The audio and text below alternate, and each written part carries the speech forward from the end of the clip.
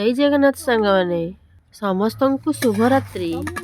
एबे चुलीरे मु परोटा करुछि तापर आलू भाजी करिवि। आज आमर परोटा आलू भाजी डिनर रे। आपण मनकर आज डिनर रे कोन कोन होइछि के जणैबे।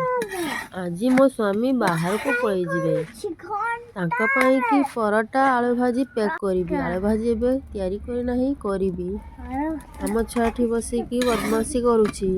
आपण मनकर पिला माने रुसै कला बेले बदमाशी करंती कि नाही टिके जणैबे। एबे परोटा तयारी सरिलाणी। एबे गैस रे आलू भाजी करुछि। ए देखंतु आलू भाजी टी केमिति हेइछि। आपण माने आलू भाजी परोटा खाइबे जदि आसंतु। एई हम छुआ आलू भाजी परोटा खाउछि। ता बापा भात खाई सालेनी बाहरी सालेनी बाहर को जिबे एबे। तांको पई आलू भाजी परोटा पैक करि देइछि। हेई देखंतु से बाहर को चली गले।